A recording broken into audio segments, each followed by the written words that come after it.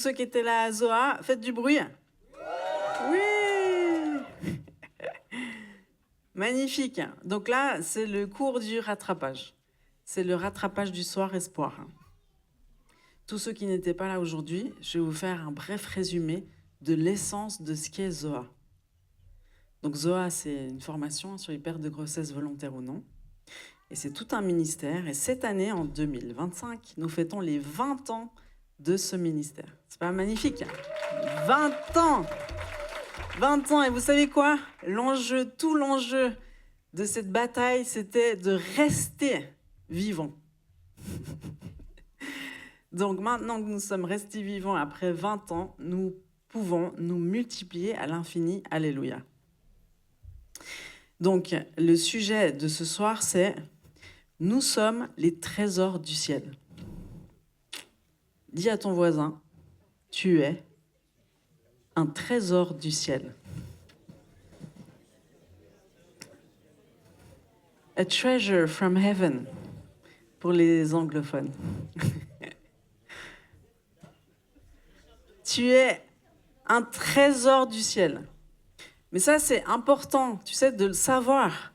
Parce que si tu ne sais pas d'où tu viens, qui tu es, pourquoi tu as été créé, ben, tu vas avoir du mal à discerner autour de toi ce qui se passe. Hein. La parole de Dieu, elle dit, tu aimeras les autres comme toi-même. Puis il y en a qui disent oui, il y a ceux qui enseignent qu'on doit s'aimer, puis c'est égocentrique, c'est de l'orgueil. Mais en fait, c'est juste du bon sens.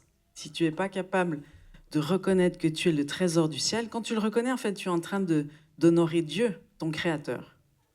Mais tu ne pourras pas reconnaître les trésors du ciel autour de toi, et notamment ceux qui nous sont envoyés du ciel. Ceux qui nous sont envoyés du ciel par le Père, dans les entrailles d'une mère. Parce que les entrailles, c'est un portail spirituel entre le ciel et la terre.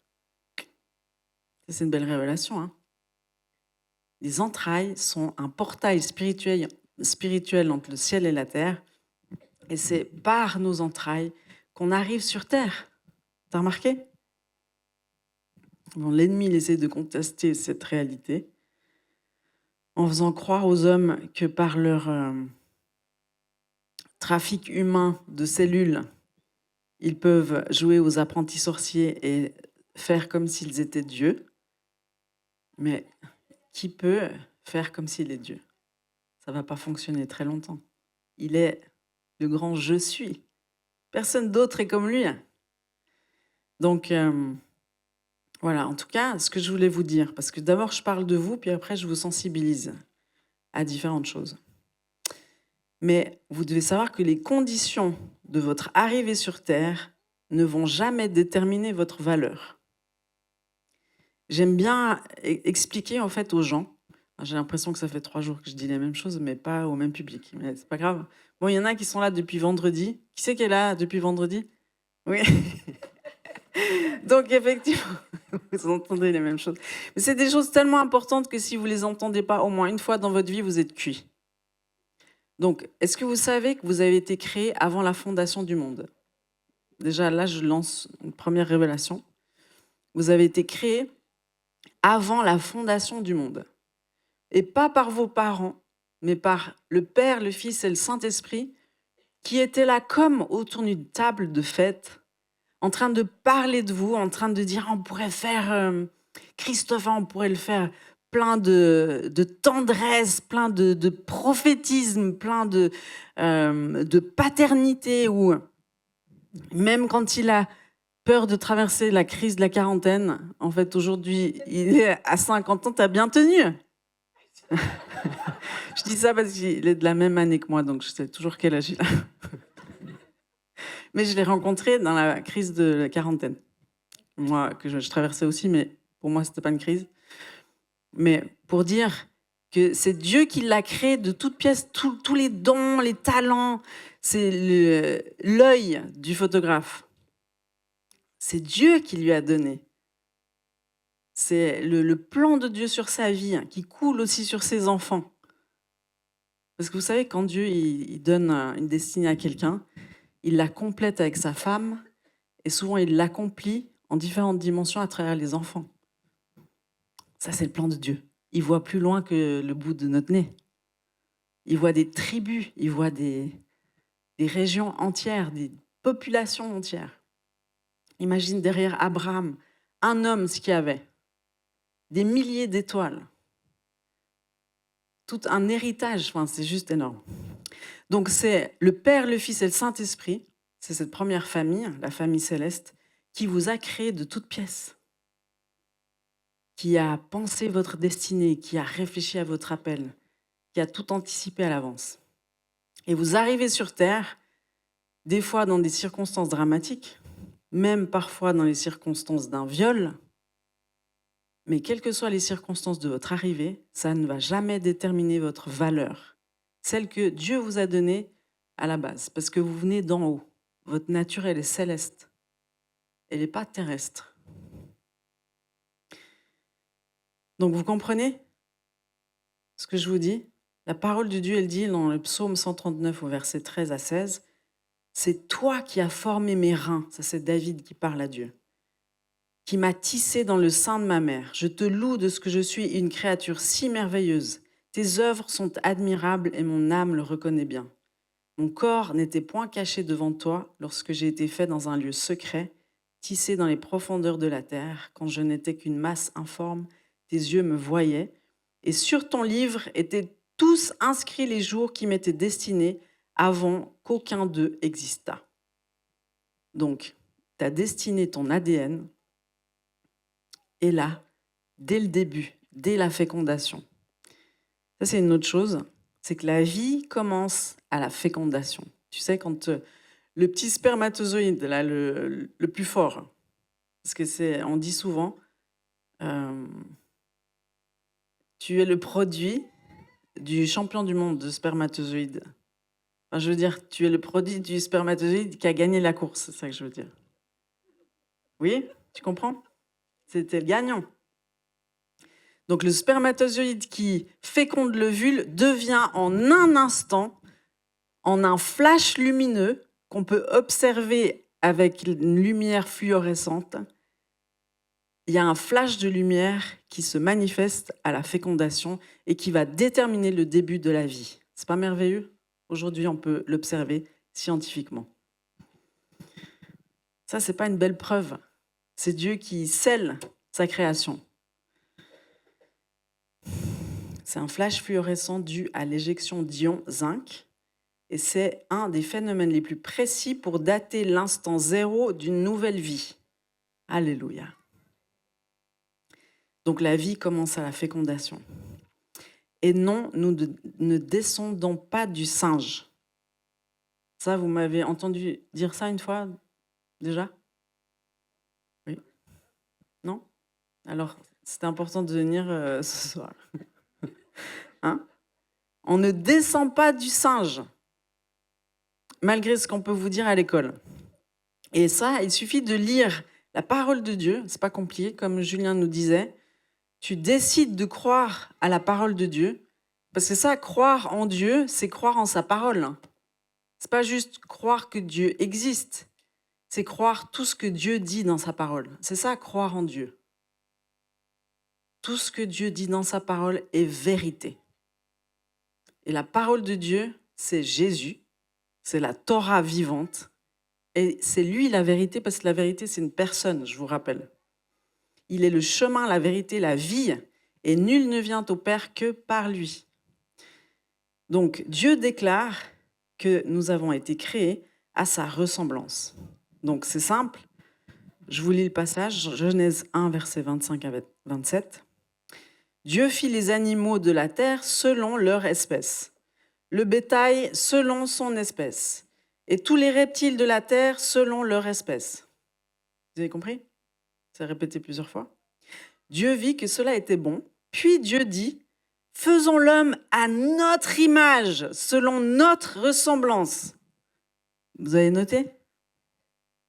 Et qu'il domine sur les poissons de la mer, sur les oiseaux du ciel, sur le bétail, sur toute la terre et sur tous les reptiles qui rampent sur la terre. Dieu créa l'homme à son image, il le créa à l'image de Dieu, donc il le répète 2 fois, enfin 1, 2, 3, 4. Il créa l'homme et la femme. Donc là, on voit bien qu'il a créé les animaux selon leur espèce, et après il a créé l'homme et la femme à sa ressemblance pour qu'ils gouvernent sur les animaux. Donc nous sommes de nature totalement différente. Parce que notre nature est divine, parce que c'est Dieu notre créateur, et il nous a créés à sa ressemblance, alors qu'il a créé les animaux selon leur espèce. Donc nous ne descendons pas du singe. Il ne faut pas croire tout ce qu'on vous dit, même si ça fait des années qu'on vous le dit. Et si vous creusez un peu l'histoire, vous verrez que Darwin s'est converti à la fin de sa vie et qu'il a renié tous ses premiers écrits. Mais ça, personne n'a envie de vous le dire. Mais si vous creusez, vous allez trouver ces informations. Ça va ? Vous savez, le problème quand on croit qu'on descend du singe, ce que c'est en fait. Dites-moi ce qui arrive aux petits chats qui sont trop nombreux dans la ferme. Là. Ce que les enfants n'ont pas envie de voir, ce que Julien Duby, par exemple, a vu. On les élimine, parce qu'ils sont trop nombreux. Hein, c'est des animaux. Quand on considère qu'on est des animaux, on se comporte comme des animaux, et notamment au niveau de la sexualité. Et on considère que ce n'est pas si grave de mettre fin à leur vie. Oui ou non ? Oui ? Voilà, donc le problème, quand on nous fait croire qu'on descend du singe, eh ben c'est cette croyance qu'on est en train de diffuser, l'air de rien. D'accord ? Bon. On peut observer aussi qu'il y a des gens qui donnent plus de valeur aux animaux qu'aux êtres humains. Et c'est de plus en plus le cas. Donc nous, on n'est pas de cette nature-là. Parce que si on croit en Dieu, on croit aussi à la sacralité de la vie et on croit aussi au fait qu'on est obligé de respecter les créatures de Dieu. La parole de Dieu, elle dit, tu ne peux pas bénir Dieu et maudire ses créatures en même temps. Ça, c'est dans Jacques. Tu sais, quand il parle de ce petit muscle, la langue, qui peut faire de si grands dégâts comme un feu de forêt. Tu te rappelles ? Donc, la surpopulation est un mythe. C'est une croyance qui est divulguée, là, surtout depuis les années 68. Et c'est Paul Ehrlich qui popularise le credo en parlant de surpopulation. Vous avez déjà entendu dire qu'on est trop nombreux sur cette terre ? Et ça vous fait quel effet ? Et ça va provoquer quel comportement ? Moi, des fois, je traverse... des fois, ça m'arrive très rarement, mais je veux dire, si je traverse le Canada, par exemple, hein, mais il y a des kilomètres et des kilomètres et des kilomètres de territoire non habité. Donc là, si on parle de ça dans ce contexte, tu dis, mais c'est n'importe quoi, surpopulation. Après, tu peux être dans d'autres contextes où tu sens qu'il y a beaucoup de monde autour de toi, puis tu dis, ah oui, c'est la surpopulation. Donc quand on te fait croire qu'on est trop nombreux, tu vas te dire, il faut en éliminer quelques-uns. On va commencer par lesquels ? On va pas commencer par... tu vas pas commencer par toi-même. Enfin, quoique. Mais la théorie de la surpopulation, elle va viser qui ? Ben moi, par exemple, qui ai 6 enfants. Je vais être tenue responsable du changement climatique. À côté de moi, on va se dire, là, j'ai trop chaud, là, c'est de ta faute, Sandra. Donc la surpopulation est un mythe. Attention à ce qu'on te fait croire, réfléchis à ce que ça produit dans ta vie et ce que ça produit dans tes croyances. Parce que si tu n'es pas renouvelé dans ton intelligence, tu es mal barré parce que tu ne sauras pas quelle est la volonté de Dieu. Tu sais, le renouvellement de l'intelligence, Romains 12, 2. Ne vous conformez pas à la mentalité de ce monde, mais soyez transformés par le renouvellement de l'intelligence afin de savoir quelle est la volonté de Dieu, si est bon, agréable et parfait. Donc si tu n'es pas renouvelé dans ton intelligence par la parole de Dieu, tu es incapable de savoir ce qui est bon, agréable et parfait. Tu ne peux pas savoir quelle est la volonté de Dieu. Et puis, comme je disais cet après-midi, le signe de ce qu'est un chrétien mature, c'est ta capacité à discerner le bien du mal. Le signe de ta maturité, il est là. Ça veut dire que pour être mature, il faut avoir mangé la parole de Dieu, mais de A à Z, avec toutes les thématiques possibles et imaginables. Manger la parole. Plus du lait, là, c'est fini le lait. Tu manges du steak, tu manges la parole, la parole, la parole, et là, tu commences un petit peu à être capable de discerner le bien du mal. Mais c'est quelque chose, hein, de savoir discerner le bien du mal. Donc, tu as besoin aussi d'avoir 2-3 connaissances sur le monde qui t'environne, mais pas forcément la connaissance qu'on aimerait que tu manges, mais la connaissance que tu vas chercher toi par l'inspiration du Saint-Esprit. Tiens, peut-être que je devrais m'informer sur ce sujet un peu plus, creuser un peu plus. Quand commence la vie? Comment fonctionne la pilule? Comment fonctionne le stérilet? Est-ce que c'est éthique? Est-ce que c'est bon pour mon corps d'ingérer des hormones toute ma vie? Comment ça fonctionne? Et la vaccination, qu'est-ce que je m'injecte? Comment ça fonctionne? Je vais creuser un peu, chercher des études, tu sais, parce que mon peuple périt par manque de connaissances. Pas la connaissance qui t'enorgueillit, mais la connaissance qui te rend plus sage, plus intelligent et qui te rend plus capable de discerner les choses qui t'entourent. Tu comprends? Parce que celui qui cherche, trouve. Celui qui demande, reçoit.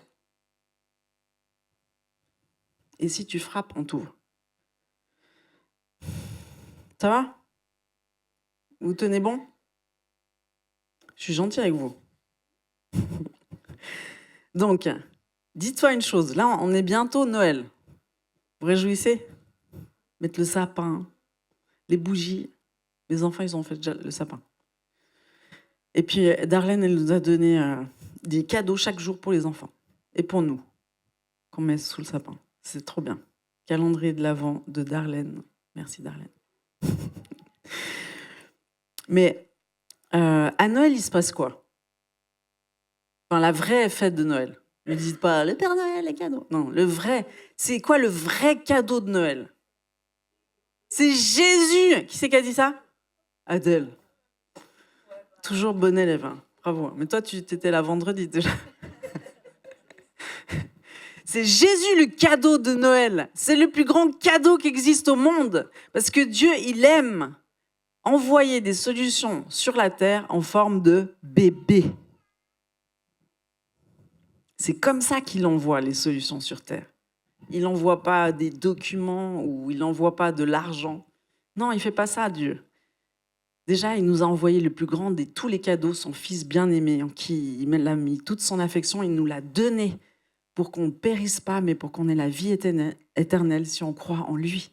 T'imagines? Ça, c'est le plus beau cadeau qui existe au monde, c'est bébé Jésus, qui est devenu grand, qui a sauvé le monde et qui va revenir comme le super-héros Jésus. Il va plus venir comme un petit bébé. Mais imaginez, le Dieu tout-puissant, 3 fois saint, il a quitté le ciel, où c'est le meilleur endroit qui existe au monde, pour naître dans une crèche où il devait se peler. Heureusement qu'il y avait le bœuf et l'âne qui soufflaient sur lui. Enfin, je ne sais pas quel effet ça devait faire.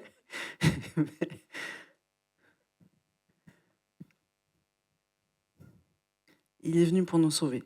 Tout ça pour vous dire que Dieu, quand il veut envoyer une solution sur la terre, il envoie un bébé. Tu sais, cette petite chose-là, qui commence comme ça, minuscule, et qui peut changer le monde. C'est pour ça que Dieu dit toujours, ne méprise pas les petits commencements. Ne méprisez pas les petits commencements, parce que ta vie, elle a été un jour un tout petit, minuscule commencement. Et si on avait touché à ce processus, ben, ce serait un sacré manque sur cette terre. Un manque pour ta femme, un manque pour tes enfants, toute une dynastie qui n'existerait pas. Comme la dynastie Duby, par exemple. Elle n'existerait pas. Si on avait atteint le processus de développement d'une toute petite chose. Donc, je vous rappelle une chose, parce que ce n'est pas hyper populaire de dire ça aujourd'hui, mais c'est important de le dire parce que c'est la parole de Dieu qui le dit. Dans le psaume 127, versets 3 à 5, c'est écrit « Voici des fils, des filles aussi, sont un héritage de l'Éternel. Le fruit des entrailles est une récompense. Comme les flèches dans la main d'un guerrier, ainsi sont les fils de la jeunesse. Heureux l'homme qui en a rempli son carquois. Ils ne seront pas confus quand ils parleront avec des ennemis à la porte. » Les enfants, c'est comme des flèches. Toi, parent, tu dois bien les aiguiser pour que quand tu les tires, ça atteigne la cible. Si t'en as plein dans ton carquois, moi j'en ai 6. J'ai 6 essais pour toucher la cible. Mais moi, chacune de mes flèches va toucher la cible. Et je vous souhaite la même chose. Il faut travailler à la flèche pendant qu'elle est encore souple. Donc, je vous parle de différentes choses, mais ça va prendre forme dans votre tête, hein, dans les minutes qui me restent. Le planning familial, c'est quoi? Bon, déjà, depuis le 22 février 1922, beaucoup de deux, les centres de planification et d'éducation familiale, c'est-à-dire le planning familial, changent de nom et s'appellent désormais des centres de santé sexuelle. Waouh! Ça a l'air super positif.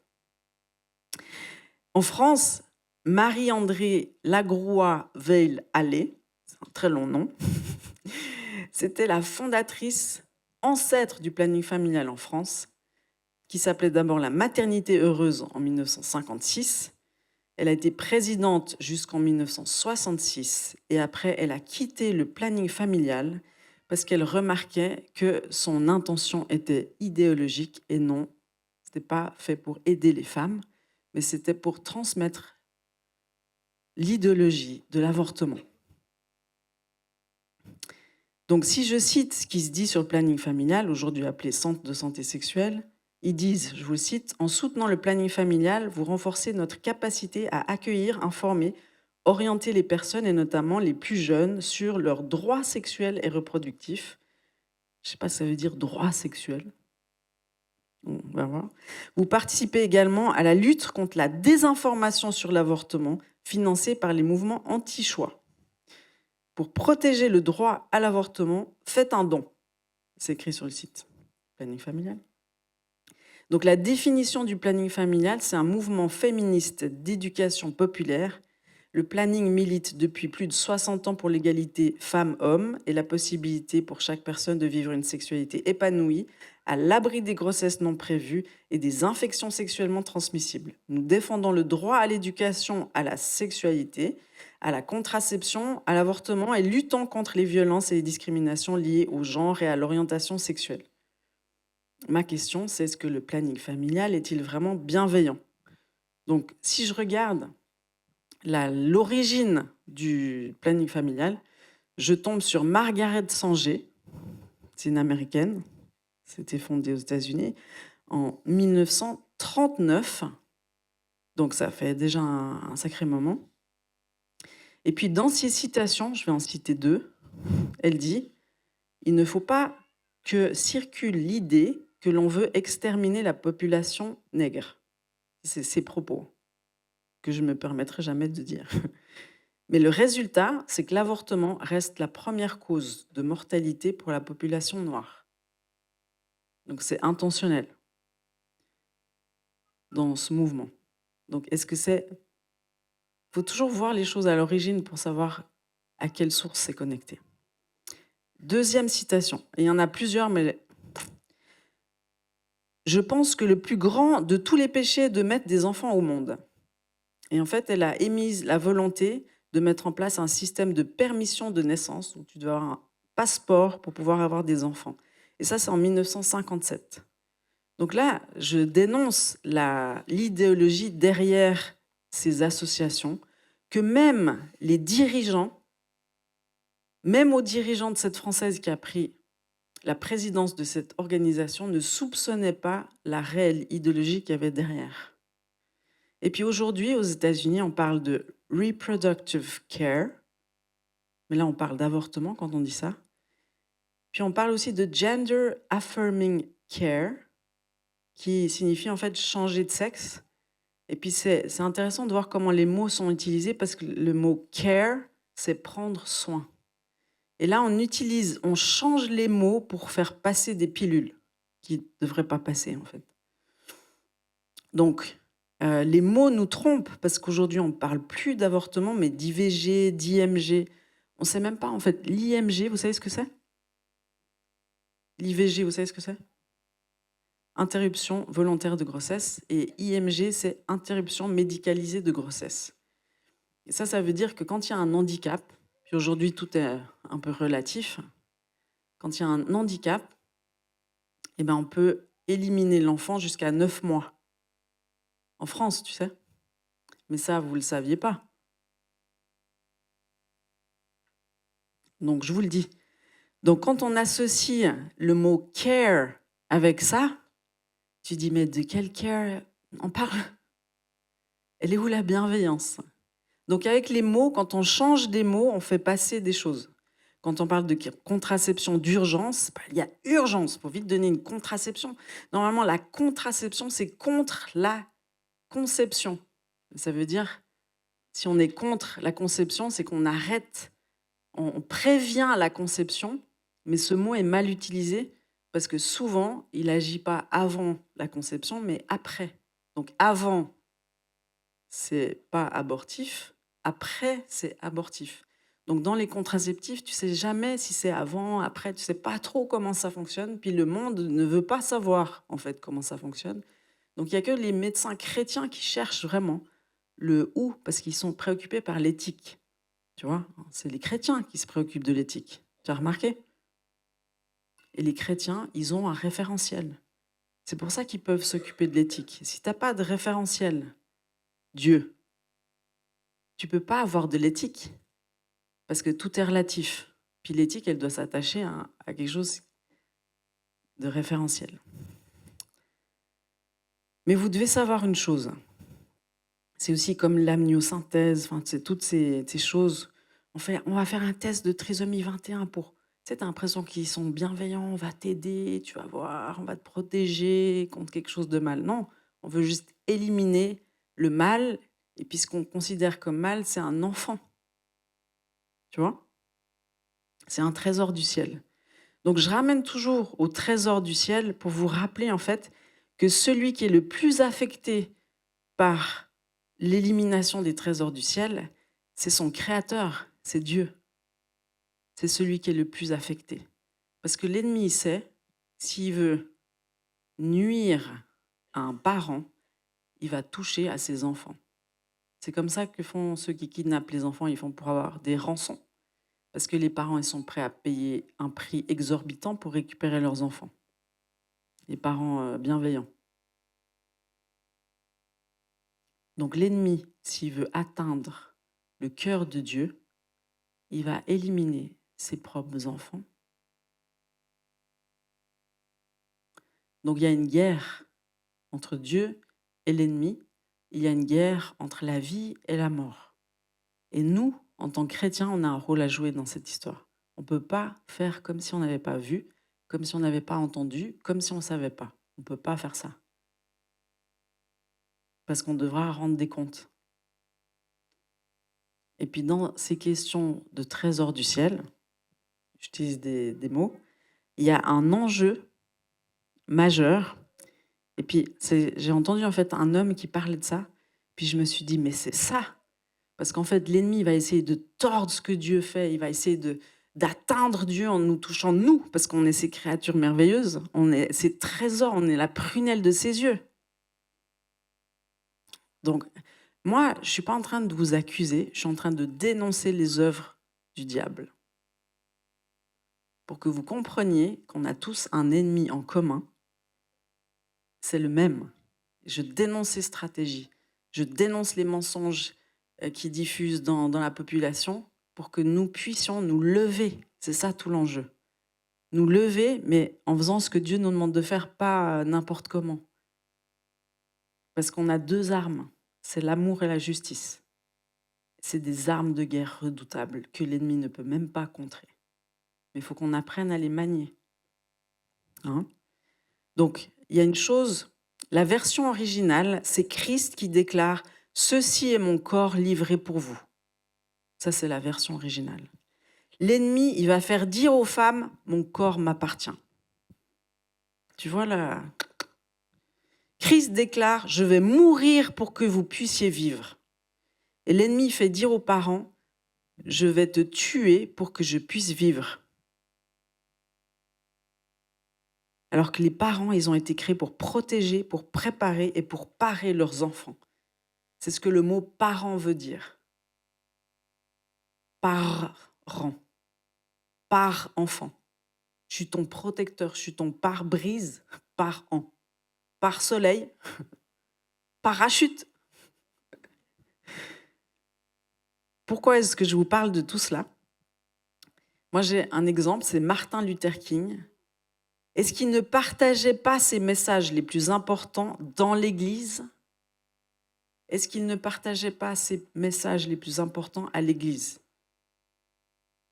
Parce que c'est vous qui pouvez faire la différence. Vous êtes la force de frappe du Père sur la terre parce que vous êtes le corps de Christ. Le corps de Christ. C'est l'espérance du monde. C'est sur vous que Dieu compte. C'est vous qui pouvez faire la différence. C'est pour ça que c'est vous qui devez avoir l'intelligence renouvelée. C'est vous qui devez être guéri, délivré pour avoir cette force de lever. Parce que l'ennemi veut tous les endormir.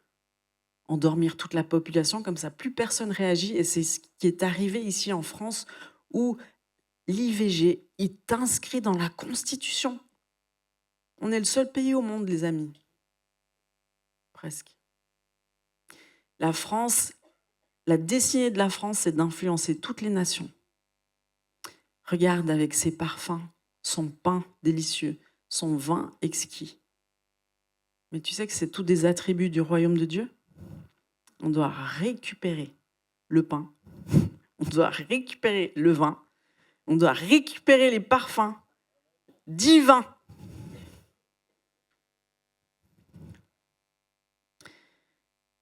Donc, des fois, on me dit, oui, dans la Bible, c'est écrit où qu'on ne peut pas avorter? En fait, partout. Partout dans la Bible. C'est quand on parle de... Tu sais, Dieu, il s'insurge. C'est la première chose qu'il dit au peuple d'Israël quand il est prêt à rentrer dans la terre promise. Je vous le dis, Deutéronome 18, 9 à 11. Lorsque tu seras entré dans le pays que l'Éternel ton Dieu te donne, tu n'apprendras point à imiter les abominations de ces nations-là. Première exemple, qu'on ne trouve chez toi personne qui fasse passer son fils ou sa fille par le feu.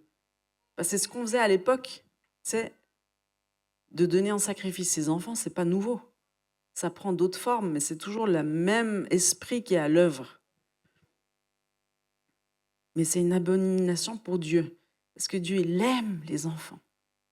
Il vous aime, Dieu. Vous êtes la prunelle de ses yeux, vous êtes les trésors du ciel. Vous êtes les trésors du ciel. Et vos bébés sont les trésors du ciel.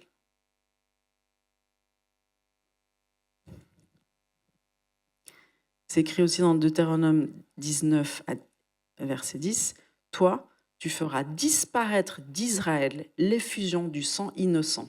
Ainsi, tu feras ce qui est droit aux yeux du Seigneur. » Dieu, il le dit encore. « Toi, Église, mon Église de France, tu feras disparaître de France l'effusion du sang innocent. Ainsi, tu feras ce qui est droit aux yeux du Seigneur. » Après, comment on va le faire? Ça, c'est une autre histoire. On ne va pas le faire comme le monde. On va le faire avec des armes qui sont l'amour et la justice. On va parler en vérité. On va accueillir ces femmes. On va les aider à se relever. Et elles sauront. Elles savent ce qu'elles ont vécu. Elles savent l'horreur de ce que c'est. Et elles vont dire aux autres, « Le fais pas, je vais t'aider. Je vais te dire ce que moi j'ai vécu. Et puis je vais t'accompagner. Pourquoi pas, je vais te prendre chez toi. Pourquoi pas, je vais adopter ton enfant, comme on a vu une personne qui essayait d'argumenter là dans le jeu de rôle qu'on a. Il disait, mais moi, j'adopte ton enfant. Moi, je ne peux pas avoir d'enfant, j'adopte ton enfant. Tu sais, Dieu, il a toujours des solutions qui respectent ses lois. La solution, c'est jamais d'éliminer un être humain. Il y a toujours une autre solution. Donc, on doit apprendre ces choses. C'est pour ça, si vous n'avez pas fait la formation Zoa cette année, il faut la faire l'année prochaine. Vous pouvez l'acheter en replay. Je veux dire, s'il y a des gens qui doivent être formés sur ces sujets, c'est bien nous. Tu vois, nous, cette église, elle porte ce ministère. Elle accueille des tonnes de femmes. Il y a 2 semaines, on a honoré 74 bébés. C'est ce que ça veut dire, honorer 74 bébés? Ça veut dire réjouir le ciel comme jamais. Ça veut dire que tous ces bébés, ils sont plus en train de errer je ne sais où, ils sont consacrés à Dieu le Père.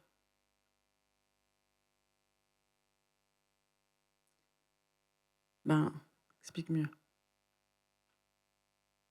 Errer dans le ciel. Donc, ces bébés invisibles, tous ceux qu'on perd, les fausses couches, IVG, IMG, tu sais, tous les diagnostics qu'on a posés sur des enfants qui étaient tout à fait normaux, qu'on a éliminés pour. Pourquoi? Nous, on a déjà eu dans l'église des fois, genre 4 femmes enceintes, comme disait Julien, et puis sur les 4, il y en avait 3 ou 5 ou 4, enfin un grand pourcentage où le médecin avait diagnostiqué quelque chose de grave sur l'enfant. Et heureusement, ces femmes, elles se sont tenues, elles ont fait le choix de la vie, aucun des enfants n'était anormal. Donc tu sais combien d'enfants elles passent à la trappe parce qu'ils ont soi-disant un handicap?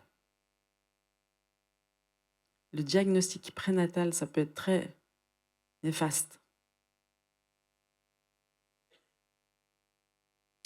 Nos vies sont contestées parce qu'elles sont tellement belles et puissantes. Elles ont tellement de valeur. Donc Dieu, il recrute là, dans son armée. Tous les chrétiens, ils devraient faire la formation là de base. Parce qu'avec cette formation de base, on t'apprend différents outils qui peuvent être tout de suite utilisés, même au collège, au lycée, pour aider une femme en crise de grossesse à prendre une décision en toute connaissance de cause. Juste qu'elle puisse prendre une décision en connaissant la situation et en se connectant surtout à son cœur. Parce qu'aujourd'hui, on ne te laisse ni le temps de réfléchir, on ne te donne pas une voie contraire, enfin, on ne te donne pas d'alternative, rien. C'est IVG, seule solution. Mais après, viens pas m'embêter si tu as un problème. Aucune structure d'accueil aujourd'hui. Aucune aide pour les femmes qui ont vécu ça. Parce qu'après, on leur dit, bah, c'est ton choix, donc maintenant, il faut que tu assumes. Mais est-ce que c'est un vrai choix? Même ceux qui se battent pour l'avortement, c'est des pro-choix, mais c'est tous des mots utilisés qui n'ont rien à voir. En fait, c'est pas du tout un choix. Quand on ne te donne pas d'alternative, c'est pas un vrai choix. Mais aujourd'hui, on veut taire la voix contraire.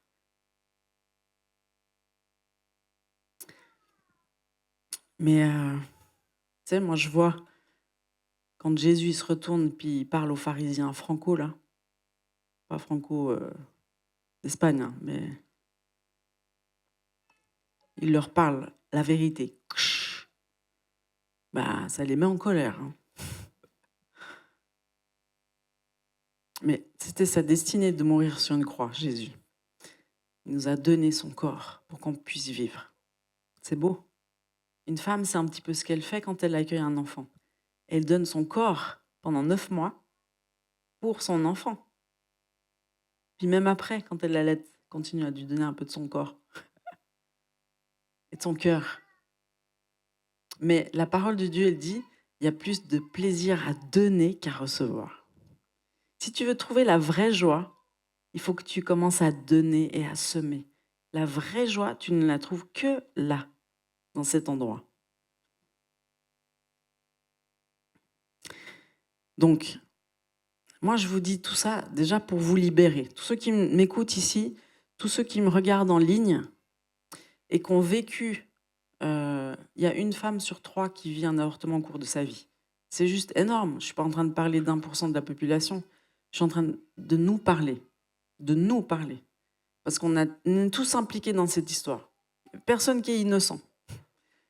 On est tous coupables. On paye avec notre argent les impôts qui financent ces choses. On marche sur un sol qui a été souillé par le sang innocent.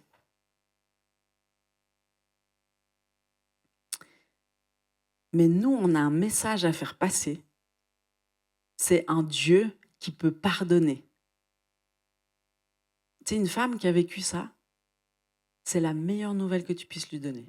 Jésus, il peut te pardonner. Ça, c'est la meilleure nouvelle qui existe au monde.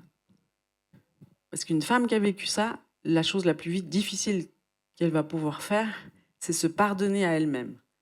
Jusqu'à ce qu'elle entende Jésus lui dire « Père, pardonne-lui, parce qu'elle ne savait pas ce qu'elle faisait.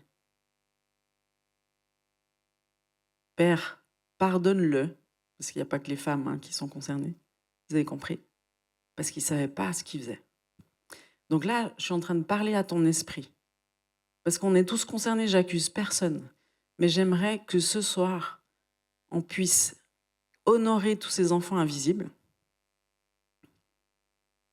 qu'on puisse se lever, qu'on puisse venir devant, qu'on puisse se mettre à genoux et qu'on puisse dire « Seigneur, envoie-moi ». Qu'on puisse commencer à écrire des chants, qu'on puisse commencer à créer de l'art, qu'on puisse commencer à faire des photos qui parlent de la vie, qu'on puisse commencer à utiliser les dons et les talents que Dieu nous a donnés pour changer ce monde, pour parler la vie. Donc, vous pouvez venir devant et puis vous repentir pour tous ces enfants que vous n'avez pas reconnus comme les trésors du ciel, à commencer par vous. Vous êtes libre de venir devant et puis de vous mettre à genoux. Il n'y a aucune condamnation. Vous mettez à genoux, vous pouvez venir vous mettre à genoux pour votre frère, pour votre mère, pour votre sœur, pas forcément pour vous. Parce qu'il faut que quelqu'un dans la famille se repente. Ça, c'est la puissance. Il faut qu'il y ait des gens d'un village, d'une maison, d'une famille qui choisissent de se repentir. Parce que le fruit de la repentance, après, elle peut couler sur toute la famille. Et puis, donner un prénom à ces enfants, même si ce n'est pas le vôtre, mais si vous êtes le seul dans votre famille à reconnaître qu'il y avait un frère qui a été avorté, vous pouvez, tu peux lui donner un prénom. Et quand tu donnes un prénom, tu es en train d'honorer la vie. Et quand tu honores la vie, tu libères une puissance du ciel sur ton territoire. Pas juste sur ta vie, sur le territoire sur lequel tu te tiens. Merci. Donc,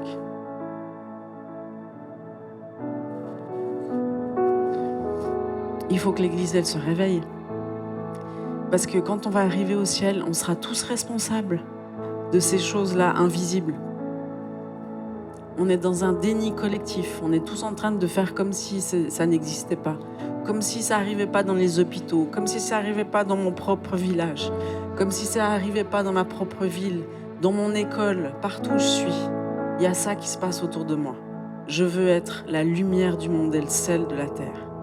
Mais pour ça, j'ai besoin de m'équiper un minimum. Pour pouvoir faire, un schéma tête-cœur. Pour aider une femme à voir clair dans sa situation.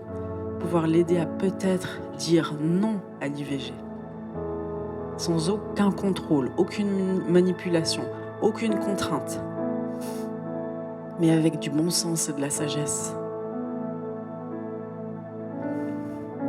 Dieu, il compte pas sur quelqu'un d'autre que sur son Église pour changer le monde. Mais avant de changer le monde, moi, mon appel, c'est ce qui me fait vibrer.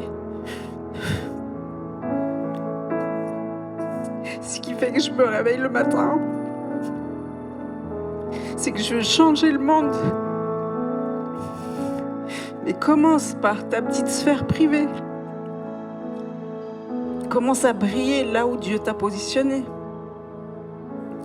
Commence à répondre aux questions qu'on pose avec sagesse. Commence à prier pour ceux qui t'entourent. Et si on fait tout ça, les amis, on va changer le monde. Mais on va le changer ensemble. Dieu, il a besoin de toute son armée. Il a besoin de tous les soldats.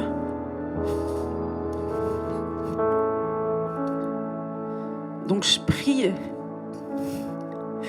pour que Dieu dépose des appels que seul lui peut déposer.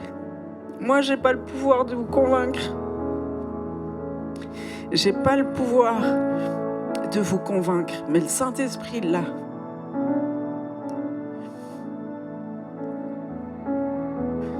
Mais je prie pour qu'il y ait une semence qui soit déposée dans vos entrailles, une semence éternelle de vie qui vous interpelle sur ces sujets. Vous dites, ça c'est mon appel. Et je vais y répondre. que ce soit dans l'enseignement, la prédication, que ce soit dans la louange, la musique, les arts, réunir les femmes, faire des groupes d'hommes, n'importe quoi, ce que Dieu vous montre de faire. Mais faites-le. Quand vous allez commencer à vous occuper des autres, ou même pas des autres, quand vous allez commencer à vous occuper de ce qui est sur le cœur de Dieu, vous allez voir votre vie transformée. Parce que Dieu, il cherche des hommes et des femmes avec qui il peut partager son cœur.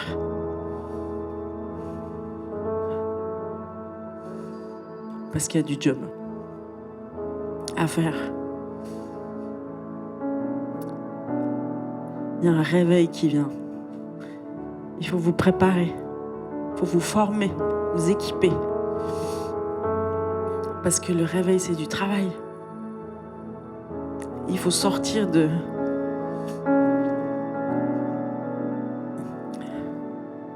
Il faut recevoir le cœur du Père. Il faut recevoir son téléchargement. Il faut recevoir sa compassion. Parce que c'est sa compassion à l'intérieur de vous qui va vous pousser en avant. C'est la compassion qui déclenche le miraculeux. C'est la compassion. Et ça, la compassion, elle se trouve dans les entrailles. C'est pour ça que si tu veux être capable de compassion, tu dois travailler à la guérison de tes entrailles.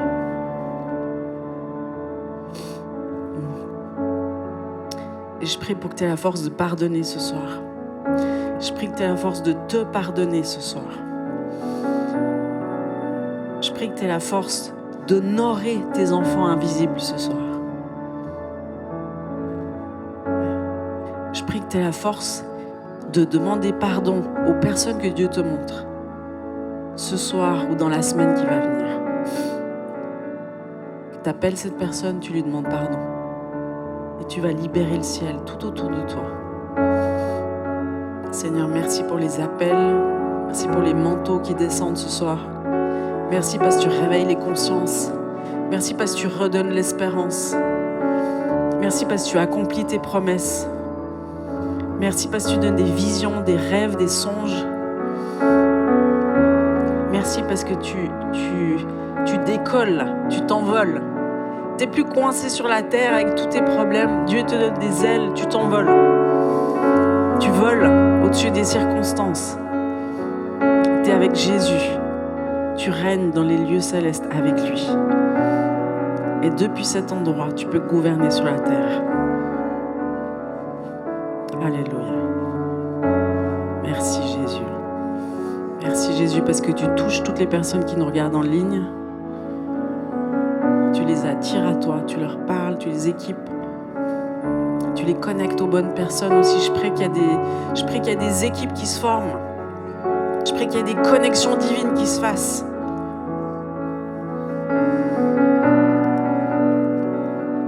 Et je prie qu'il y ait des couples qui se forment. Par rappel, par destinée commune. C'est toi qui le fais, Jésus. C'est toi qui le fais, Jésus. C'est toi qui le fais, Jésus. C'est toi qui le fais, Jésus. Merci, Seigneur. Merci parce que tu es le grand je suis. Merci parce que tu as accompli tes promesses. Ce que tu as commencé, tu vas l'accomplir pleinement dans chacune des vies. Et merci, Jésus.